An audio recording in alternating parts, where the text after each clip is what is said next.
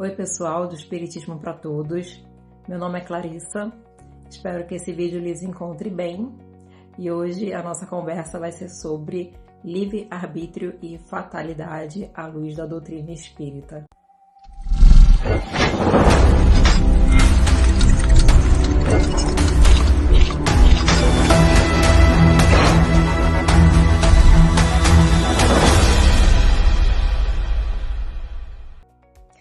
Então, primeiro vamos entender por que Kardec traz esse tema para a gente, né? Por que a espiritualidade topa conversar, ensinar, discutir sobre essas temáticas, o que isso tem a ver com o nosso ensino moral, o que isso tem a ver com os ensinos de Jesus.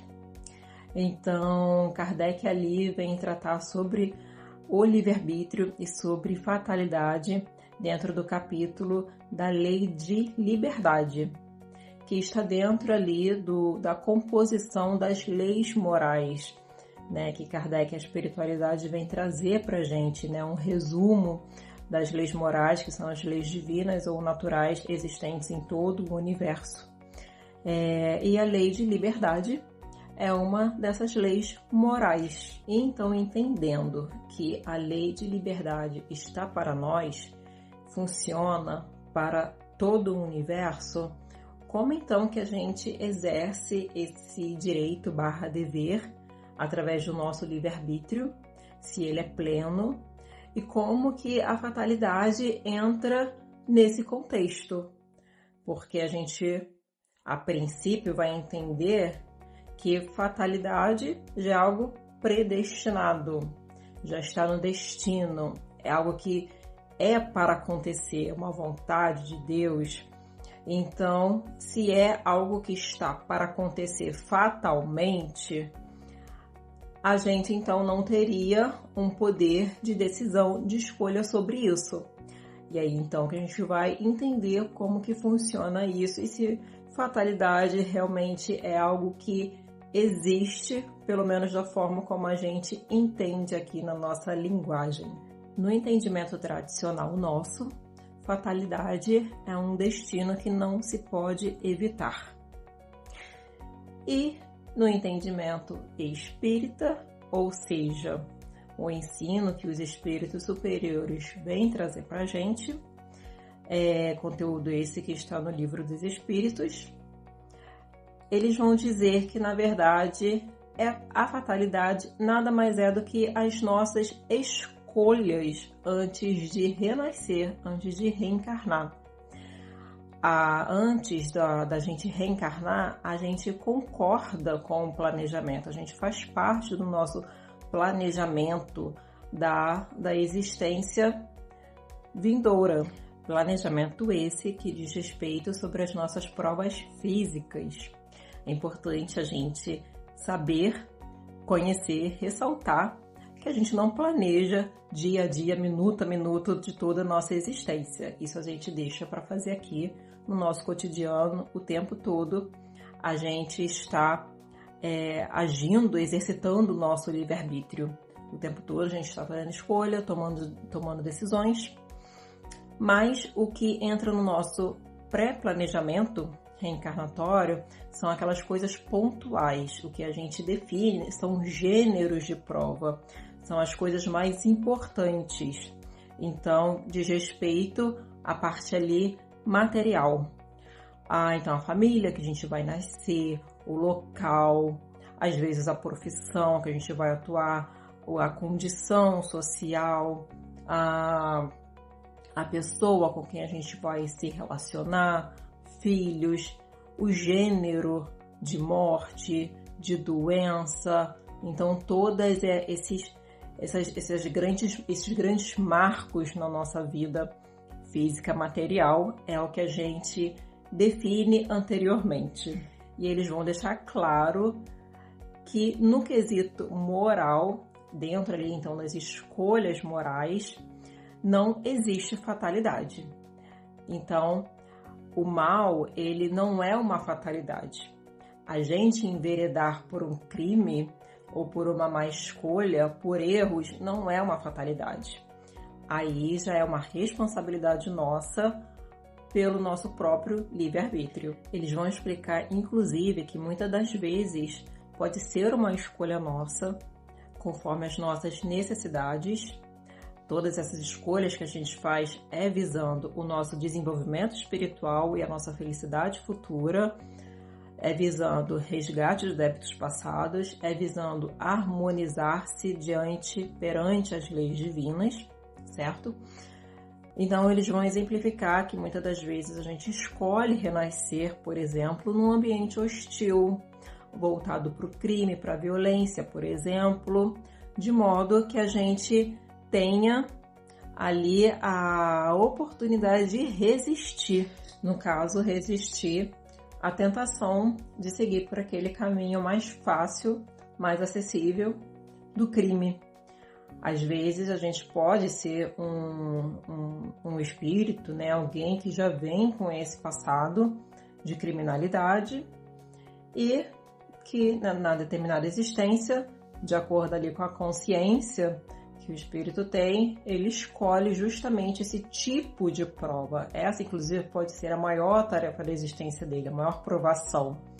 Estar no ambiente voltado para o crime e não seguir por esse caminho, resistir às tentações, comprovar o seu desenvolvimento moral diante daquela realidade. Esse é um exemplo, isso acontece aos montes nas nossas escolhas. E isso porque muitas das vezes a gente pode interpretar justamente como uma fatalidade a alguém se tornar um criminoso uma vez que ele nasceu imerso né, nessa realidade. Só que a espiritualidade vem explicar que não existe arrastamento irresistível uma vez que se haja a vontade de resistir. Uma vez que nós estamos na condição de espíritos encarnados, ou seja, os seres inteligentes da criação, a gente tem a capacidade de discernir o bem do mal. E embora o instinto ainda seja muito forte na gente, vamos colocar assim, e por muitas vezes a gente pode colocar na conta do instinto certos atos repreensíveis que a gente venha a ter, a espiritualidade deixa claro, e comentando também a relação do nosso livre-arbítrio versus o organismo, ou seja, a constituição física que a gente tem escolhido renascer. Então, caso a gente venha a ter limitações físicas ou mentais, como que a gente exerce o nosso livre-arbítrio, se isso não constitui obstáculo, né, para o livre exercício. Kardec vem trazer essa dúvida, essa questão, e a espiritualidade explica que certamente a matéria sempre vai ser um obstáculo para a nossa livre manifestação das nossas faculdades. Mas que é importante a gente ainda aqui distinguir o que é faculdade moral, o que é faculdade intelectual. A matéria pode sim constituir algum obstáculo para as nossas faculdades intelectuais, mas o moral é sempre do espírito, que é onde vai realmente nascer a essência das nossas escolhas. O corpo nosso ele é um instrumento para a gente realizar determinada tarefa que nos cumpre aqui na carne, para a nossa evolução. E eles vão lembrar que o instrumento não dá a faculdade. O que é essa faculdade, né? É o conhecimento, é o talento. Então, é o conhecimento que traz qualidade ao instrumento. Então, a gente pode pegar um exemplo, por exemplo, de um violão ruim, desafinado, e um violão bom.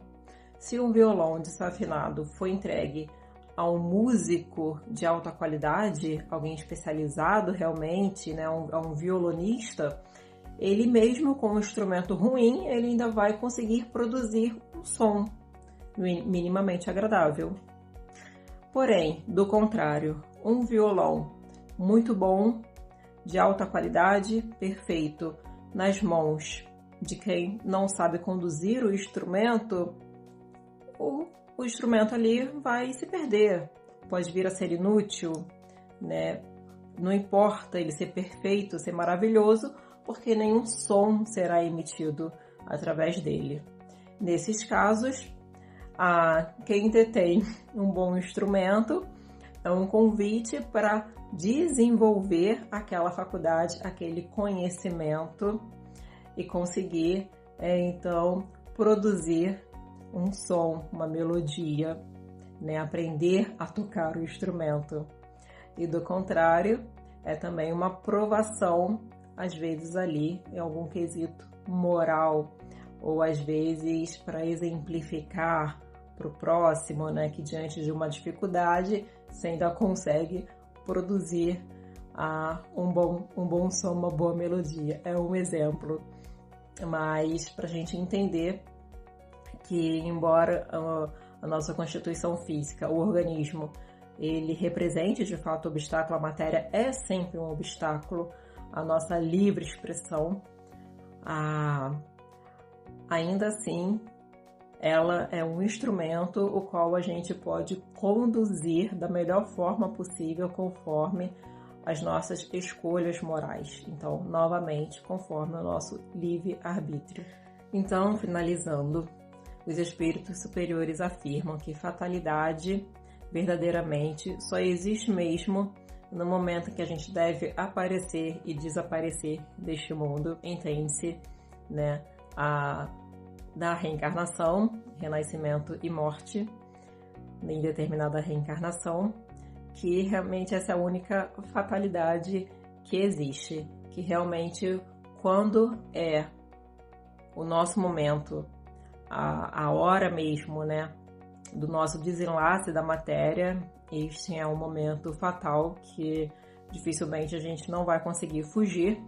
Ainda assim, há situações extras em que a gente pode atrasar um pouquinho ou adiantar, porque a gente falou que tudo é escolha, tudo é livre-arbítrio, existe um planejamento antes da gente renascer e que nisto constitui a fatalidade, as escolhas das nossas provas. Porém, todo planejamento ele é flexível, não existe rigidez na lei. A gente mesmo aqui que trabalha com projetos entende que todo projeto sempre vai precisar ali de um plano A, B, C, D, e conforme ele vai evoluindo, conforme ele vai sendo executado, existe a necessidade das readaptações. Isso é muito natural. E nisso constitui a nossa liberdade de escolha, o nosso livre-arbítrio.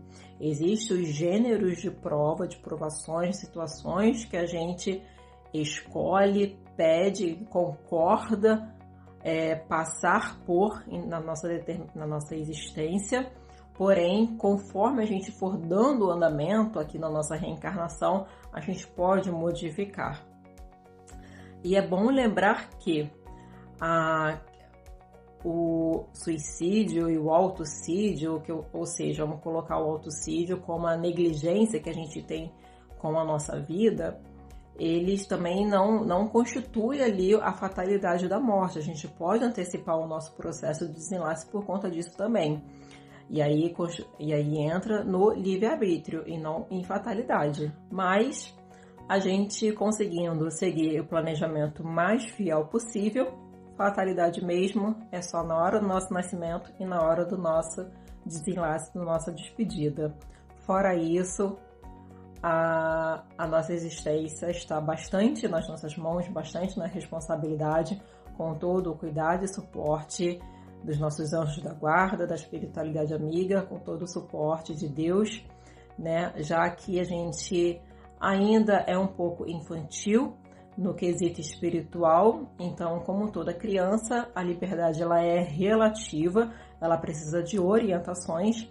Então, a gente detém nosso livre-arbítrio, mas é um livre-arbítrio relativo. Conforme a gente vai se autoconhecendo, conforme a gente vai se desenvolvendo enquanto espíritos, ou seja, conforme a gente vai evoluindo, melhorando a si mesmo, naturalmente a nossa liberdade aumenta, bem como a nossa responsabilidade também, que foi um estudo anterior. Toda fatalidade é sempre a consequência das nossas escolhas. Então, nós estamos mergulhados na lei de causa e efeito, colhendo efeitos de causas passadas, gerando novas causas que vão ter efeitos futuros. Toda ação gera uma consequência e isso é fatal. Isso é da lei, né? A lei de causa e efeito. Assim como Jesus ensinou a cada um segundo as suas obras. Porém, essa fatalidade da consequência, ela ainda pode ser flexibilizada, uma vez que a gente opte sempre por uma atitude de amor. E não existe a lei de talião, né, na lei de causa e efeito. A gente sempre pode colher, né, esses efeitos, lidar com essas consequências de forma mais branda, uma vez que a gente opte pelo amor, já que Jesus também ensinou que o amor cobre uma multidão de pecados. E assim desejo então que todos nós possamos sempre ter bastante sabedoria nas nossas decisões, que a gente sempre possa recorrer a Deus, aos nossos mentores espirituais, pedindo inspiração para tomar nossas decisões, nossas escolhas, e que a gente sempre opte pelo bem, porque, parafraseando uma frasezinha que existe no livro Brasil, Coração do Mundo, Pátria do Evangelho, o bem é o único determinismo que existe no universo. Então, tudo coopera para o bem, mesmo as nossas más escolhas no futuro vão cooperar para o bem. A gente só vai, né, gastar mais tempo sofrendo do que sendo feliz, mas que então a gente antecipe a nossa felicidade fazendo escolhas conscientes que estejam de acordo com as leis divinas, que sejam boas para nós e para o próximo. Um beijo e desejo um excelente 2025 para a gente, com muito amor, com muita sabedoria e com Jesus no coração. Até a próxima!